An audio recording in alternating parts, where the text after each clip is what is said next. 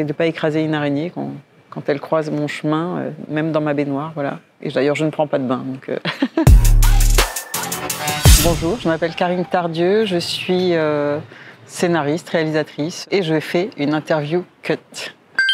Eh bien, la définition de cut, c'est transformer ses pratiques pour contribuer à la construction d'un modèle de société plus juste et plus soutenable. Qu'est-ce que ça m'apporte? Moi, je crois que j'arrive à vivre dans ce monde-là en ayant conscience qu'on va dans le mur, mais en essayant de faire une petite part qui me permet de supporter l'idée qu'on va dans le mur. J'ai l'impression que d'agir est moins angoissant que de se plaindre du monde qui court à sa perte, quoi. Je me sens pas particulièrement mieux. C'est juste que je ne sais pas faire autrement. C'est surtout relatif à l'éducation de ma fille, je crois. J'ai l'impression de faire un peu mon devoir de parent. Voilà. Je cut parce que j'habite dans ce monde et que je fais partie de cette société et que je ne me vois pas. À moins de m'en extraire complètement et d'aller vivre comme une ermite quelque part, si c'est encore possible, je fais de mon mieux dans ce monde-là. Voilà. Ma mère était écolo avant l'heure. Ça fait partie de mon ADN, comme on dit. J'ai du respect pour le vivant en général, donc que ce soit les animaux, les êtres, les plantes, j'en sais rien. J'essaie de ne pas écraser une araignée quand elle croise mon chemin, même dans ma baignoire, voilà. Et d'ailleurs, je ne prends pas de bain, donc...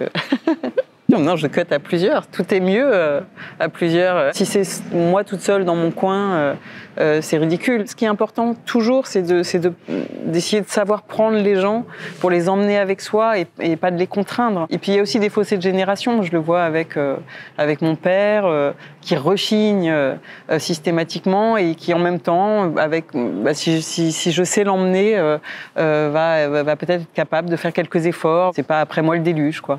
Oui, sur mon dernier film, Les Jeunes Amants, donc j'étais en promo et on m'a invitée à partir au festival de Sao Paulo, au Brésil. Et je me suis retrouvée embarquée dans un festival certes très sympathique, mais en classe affaires et logée dans les plus beaux hôtels, la climatisation à fond, même dans les parkings, alors qu'il fait hyper chaud dehors, il fait froid même dans les rues, tellement la climatisation sort partout. Enfin, une espèce de gabegie hallucinante. Et je suis revenue et j'avais honte, en fait. J'avais honte d'avoir bénéficié d'autant de luxe pour pas grand-chose. Ça ne veut pas dire que je pense qu'il ne faut plus aller dans les festivals internationaux, parce que je pense que la culture a besoin d'être défendue dans le monde entier et que la culture, c'est la base, enfin, il me semble. Mais en revanche, je pense qu'on peut faire la même chose en étant beaucoup moins gâté, quoi. Sur mon tournage, on a fait des énormes efforts sur le plateau. C'est moi qui ai écrit une lettre à toute mon équipe pour demander à tout le monde de faire des efforts, de trouver des solutions pour moins d'empreinte carbone, en gros. Et les gens étaient heureux, en fait, que je leur demande ça. C'est-à-dire tout le monde a fait des efforts, tout le monde a cherché, chacun à son poste, comment il pouvait réduire. Et finalement, ça crée du lien entre les gens. Personne n'a rechigné. Il peut y avoir une sorte d'écologie un peu heureuse, quoi. J'ai l'impression déjà de faire énormément. Le peuple peut insuffler un mouvement, mais à un moment, il faut que le politique s'en empare, quoi. On a du mal à se passer d'un certain faste.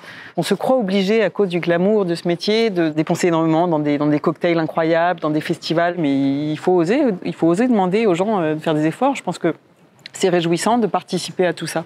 Alors à petite échelle, je suis venue à vélo, je vais repartir à vélo. C'est un plan cut.